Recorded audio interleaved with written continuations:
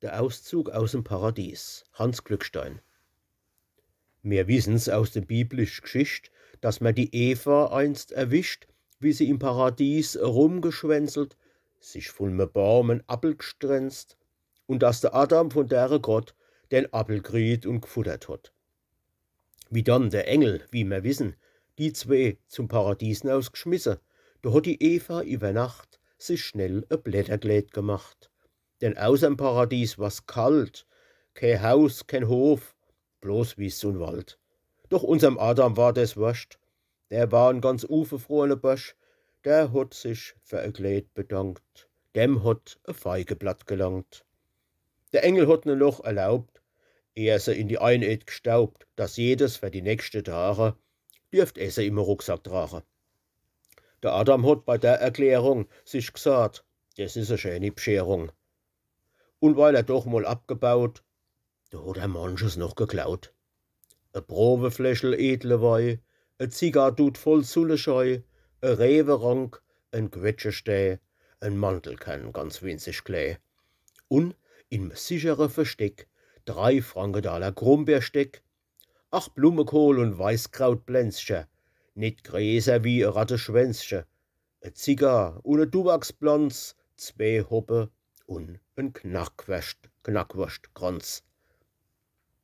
Die Eva war auch schwer beladen. Mit Weizenkenner und Tomate, mit Kopfsalat und Fruchtkompotte, mit Äppelkern und Zwiebelschlotte. Verborgen hat sie mit sich geschleppt, e prima Leberknepp-Rezept. Und grad beim Fortgehen hat sie geschnappt, Ei noch, wo 2 Dotter hat.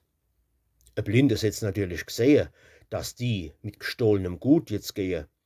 Doch's Engelsche, des liebe, brave, des hat gedenkt, na, losch zu laufen. So sind sie in die Welt gezogen, vor Kält, vermohlt wie ein Rehebogen, vor Hunger und vor Durst verstarbert und hen Baumrind bloß geknabbert. Denn was in der Rucksäck drin verstaut, hat keins zu futtere sich getraut, denn es wollten wo die Besewichte eigenes Paradies errichten. So sind sie hi und her gedippelt, ihr Zehe waren ganz verkribbelt, die Sohle voller Weh und Blose, verkratzt, verschunne und verstoße. Da sind sie in den Landstrich kumme, der hat sich besser ausgenommen.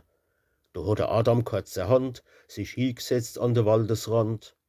Des Land, des is nicht über Zwerch. Da drüber liegt der Dunnersberg, der Hartrand ist dann gleich da drüber. Da gehen wir hin, da wird geblieben.